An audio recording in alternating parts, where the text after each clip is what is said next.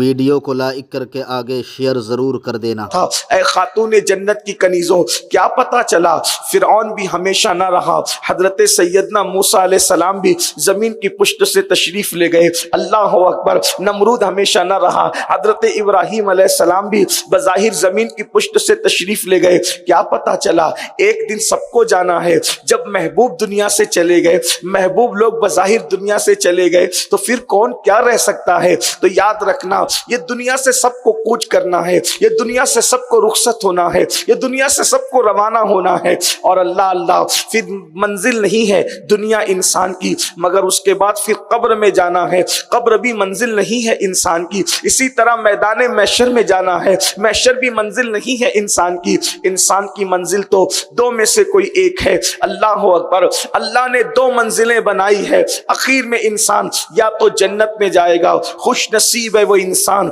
جو جنت میں جائے، یا پھر اللہ اکبر کم نصیب انسان یا بد نصیب انسان اللہ اکبر وہ جہنم کے اندر داخل کیے جائیں گے۔ یہی ٹھکانہ ہے، کیا برا ٹھکانہ ہے، جو تنگ ہے، جو تاریک ہے، جس میں اللہ کا عذاب ہے، جس میں سانپ ہے، بچھو ہے، جس میں اللہ اکبر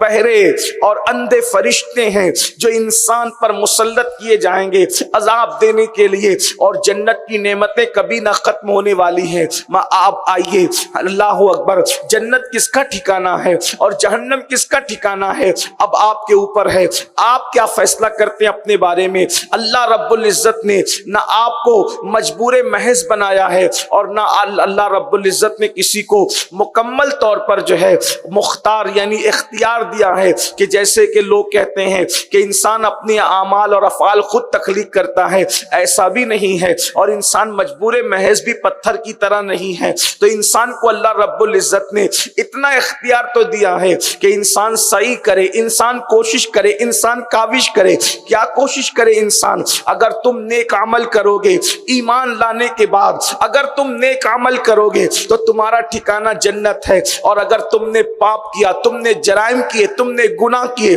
تو تمہارا ٹھکانہ جہنم ہے۔ اگر گناہ کرتے کرتے ایمان پر مرے تو بھی جہنم کے اندر کچھ وقت تک رہنا پڑے گا، اور اللہ نہ کرے گناہ اگر تمہیں کفر تک لے کر کے چلے گئے اور گناہوں نے تمہیں کافر اور مشرک بنا دیا تو پھر ہمیشہ ہمیشہ کا ٹھکانہ جہنم ہوگا۔ اے خاتون جنت کی کنیزوں، آئیے، عمل کیا چیز ہے؟ اللہ اکبر، عمل بڑی عظیم چیز ہے، اس لیے کہ اعمال انسان کو اللہ کے قریب کرتے ہیں۔ کیا آپ کو نہیں پتا بخاری شریف کی آخری حدیث مبارکہ میں آیا ہے کہ اللہ رب العزت کو اعمال میں سب سے عظیم ترین اعمال اگر کوئی پسند ہے تو وہ فرائض ہے، یعنی اللہ کو فرض سے بڑا کوئی عمل پسند نہیں ہے۔ سب سے زیادہ عمل اگر اللہ کو کوئی پسند ہے تو وہ فرائض ہے، یعنی اللہ نے جو تم پہ فرض کر دیا ہے جب تم وہ ادا کرتے ہو تو اللہ اکبر، اللہ رب العزت سب سے زیادہ کسی بات پہ خوش ہوتا ہے تو وہ فرائض کی ادائیگی پر خوش ہوتا ہے۔ آئیے، اب ہم پر کیا کیا فرض ہے؟ مثال کے طور پر ایمان کے بعد ہم پر جو چیز فرض کی گئی ہے وہ نماز ہے۔ نماز ہم پر 5 وقت کی فرض ہے، اللہ اکبر، اور یاد رکھنا اللہ انسان جب فرض اعمال کو ادا کرتا ہے تو فرض کی ادائیگی پر جو اس کو ثواب ملتا ہے اس کا کوئی اندازہ لگا ہی نہیں سکتا۔ مثال کے طور پر اللہ کے رسول صلی اللہ علیہ وآلہ وسلم فرماتے ہیں فجر کی 2